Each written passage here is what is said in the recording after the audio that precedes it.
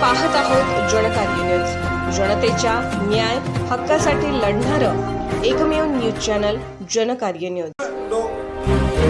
India आघाडी आणि महाविकास आघाडी हे आम्ही सगळे मिळून जे मुद्दे घेऊन गेलो, बेरोजगारी असेल, महागाई असेल, उद्धव ठाकरे साहेबांचा पक्ष फोडलेला विषय असेल, पवार साहेबांचा पक्ष फोडलेला विषय असेल किंवा काँग्रेस फोडलेलाचा विषय असेल, हे लोकांना पटलं नव्हतं आणि म्हणून आम्ही सांगितलं की निश्चितपणे यात चमत्कार आपल्याला दिसेल आणि तो आता मताद्वारे जनतेनं दाखवून दिलेला आहे.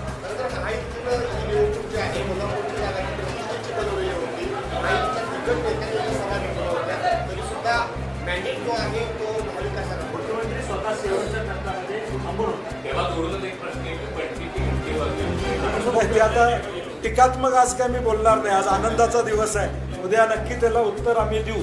परंतु आज शाहू महाराजांचा विचार आम्ही पहिल्यापासून म्हणतोय की राजश्री शाहू महाराजांचं जे काही योगदान या जिल्ह्यासाठी देशासाठी आहे, तो वारसा आदरणीय शाहू महाराजांच्या माध्यमातून पुढे येतोय आणि त्याला चांगला प्रतिसाद लोकांनी त्या ठिकाणी दिला. कोण आलं, किती प्रयत्न झाले हे आपण सगळं पाहतो, परंतु जनतेनं निर्णय घेतला की आमचा आवाज शाहू महाराजांच्या माध्यमातून दिल्लीत गेला पाहिजे. हे कोल्हापूरकरच्या स्वाभिमानी जनतेनं निर्णय घेतला. आम्ही पहिल्यापासून म्हणत होतो ही निवडणूक जनता विरुद्ध महायुती आहे आणि आदरणीय महाराजांच्या माध्यमातून जनतेचं नेतृत्व आज दिल्लीत जातं.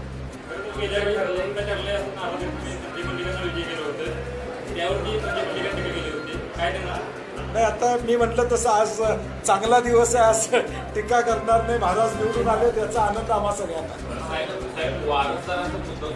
नाही, तो मुद्दा कालबाह्य झाला, त्याची काय आता चर्चा सुद्धा करू नका. जनतेनं आता तो निर्णय घेतलाय, जनतेनं निर्णय घेतलाय. मला वाटते जनतेचा राज्याभिषेक झाला असं म्हणायला हरकत नाही. मतांचा एवढा पाऊस पडलेला आहे की हा मुद्दा आता परत काढायचं धाडस या कोल्हापूरमध्ये, महाराष्ट्रामध्ये उद्याच्या भविष्यकाळात कोण काढणार नाही आणि तो काढेल तो मूर्ख ठरेल असं मला वाटतं. आता जनतेनं योग्य उत्तर 1.5 लाखाच्या मताधिक्यानं हा मुद्दा कायमचा खोडून काढलेला. आम्ही त्यांना सांगत होतो हे मुद्दे काढू नका, जनतेला आवडणार नाहीत आणि म्हणून हा मुद्दा आता जनतेनं खोडून काढलेला आहे. त्यामुळे हा मुद्दा कालबाह्य झालेला.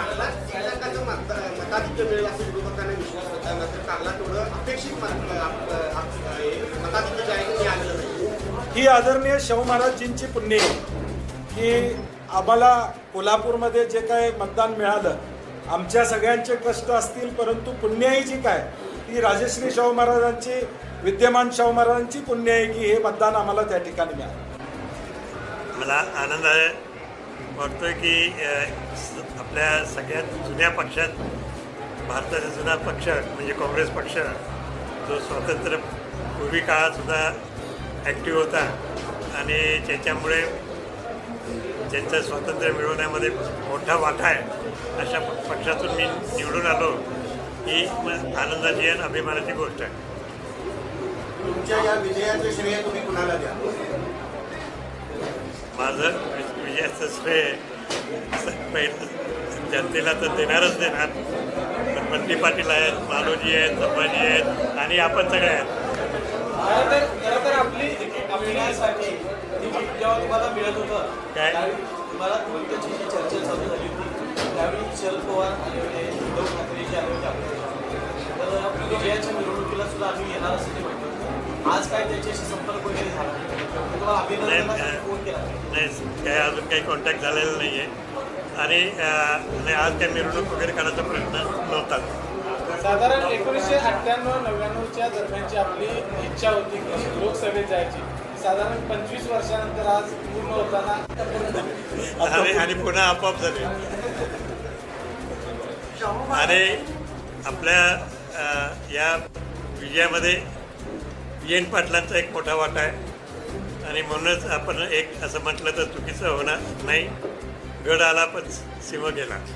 राजश्री शाहू महाराजांचा विचार असा तुम्ही संसदेत पोहोचवणार आहात, कशा पद्धतीने यापुढे कोल्हापूरला तुम्ही मार्गदर्शन करणार आहात, कसं पुढे घेऊन विकासाच्या दृष्टिकोनातून सगळ्यांबरोबर आपलं बोलणं होईल, त्याच्यात प्रायोरिटीज ठरतील आणि जे लोकसभेच्या पातळीवर कामं करायचे असेल ते केलं जातील आणि जे स्टेट लेवलला जे करायचं असेल तेही सुद्धा होईल आणि स्थानिक पातळीवर सुद्धा होतील.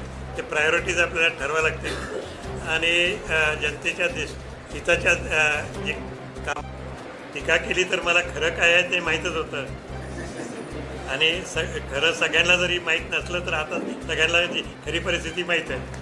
महाराज ज्यावेळी मला वक्तव्य केलेलं होतं की देश त्यावेळेच्या परिस्थितीनुसार म्हणजे वक्तव्य केलेलं होतं देश कुठेतरी एकाधिकारशाहीकडे जातोय असं वाटतंय असं तुम्ही म्हणलं होतं. आत्ताचा जो निकालाचे कल येत आहेत देशभरातले काय तुम्हाला वाटतंय?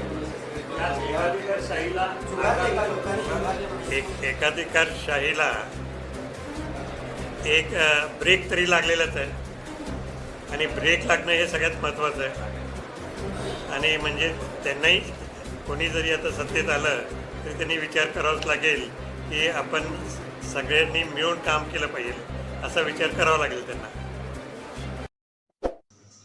जनकार्य न्यूजला लाईक करा, शेअर करा आणि सबस्क्राईब करा.